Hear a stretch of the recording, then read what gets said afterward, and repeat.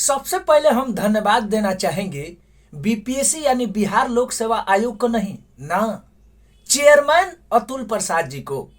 आयोग तो पहले वही था कि हम लोग एग्जाम दे के अभी घर भी नहीं पहुंचते थे, पता चला कि पेपर आउट हो गया। लेकिन आज के दौर में एग्जाम दे के अभी घर भी नहीं पहुंचते हैं, तब तक आंसर की आ जाता है। लास्ट में हम लोग कट ऑफ भी देखेंगे, इससे पहले चैनल को सब्सक्राइब कर लेंगे ऑथेंटिक अपडेट बेहतरीन शॉर्ट नोट्स के लिए।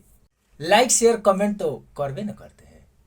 काफी सिस्टमेटिक तरीका से बीपीएससी टीआरई का एग्जाम लिया गया, कहीं लीक नहीं, कहीं धांधली नहीं, कहीं सुगबुगाहट नहीं। लेकिन इसके बीच बीपीएससी टीआरई 1 में कुछ जो दिक्कतें आई, कुछ जो खामियां आई आयोग के तरफ से, उसको चेयरमैन साहब को सुधार करनी चाहिए। मल्टीपल रिजल्ट दिए गए और डॉक्यूमेंट वेरिफिकेशन से पहले आप मेरिट दे रहे हैं, उसके बाद डॉक्यूमेंट वेरिफिकेशन हो रहा है। इन दौरान अब जो फर्जी स्टूडेंट निकले उनका रिजल्ट तो आप फिर दिए नहीं। सप्लीमेंट्री रिजल्ट में आपने कहा कि जो मल्टीपल रिजल्ट था उसी को दिया गया, और फर्जी कहाँ गए?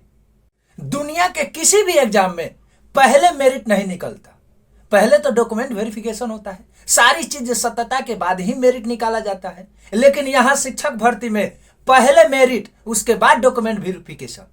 ऐसे में डॉक्यूमेंट के अभाव में या फर्जी स्टूडेंट जो छट रहे हैं उसका रिजल्ट नहीं दिया जा रहा है। आवाज उठाने पर आप कहते हैं वेटिंग लिस्ट का प्रावधान नहीं, सेकंड लिस्ट का प्रावधान नहीं। इस बार एक ही अभ्यर्थी या तो 2 एग्जाम दे दिए और नहीं तो तीनों दिए, यानी 6 to 8, 9, 10, 11, 12। काहे से कि बीएड वाले की संख्या अधिक है और दूसरी तरफ स्टेट ज्यादा लोग पास हुए हैं। ऐसे में मल्टीपल रिजल्ट ज्यादा बनेंगे। पहले 11th 12th का डॉक्यूमेंट वेरिफिकेशन हो जाए, उसके बाद इसका मेरिट लिस्ट निकाला जाना चाहिए। फिर 9th 10th डॉक्यूमेंट वेरिफिकेशन हो, उसके बाद इसका मेरिट लिस्ट निकालना चाहिए। फिर 6 to 8 जो बच गए, 6 to 8 इनका डॉक्यूमेंट वेरिफिकेशन, लास्ट में रिजल्ट। ऐसे होगा क्या कि एक ही बार में पता चल गया कि हुआ कि नहीं हुआ, और नहीं तो सप्लीमेंट्री रिजल्ट का जो आप दिखा करके धीरे धीरे पीड़ित की तरह मार रहे हैं। आप ही बताइए ना, जो पहली बार रिजल्ट आने वाला होता है तो आपके समाज के, रिलेशन के, घर के, परिवार के, आप खुद काफी एक्साइटेड रहते हैं। चारों तरफ से फोन आता है कि रिजल्ट आया, आपका हुआ कि नहीं हुआ। लेकिन वहीं जब 2 मंथ के बाद सप्लीमेंट्री रिजल्ट आता है तो किसी को पता नहीं चलता, आपको खुद बताना होता है कि मेरा रिजल्ट आ गया। अगला वाला भी उतना रिस्पॉन्स नहीं देता है कि आया होगा, कहीं झोल झाल हो गया होगा।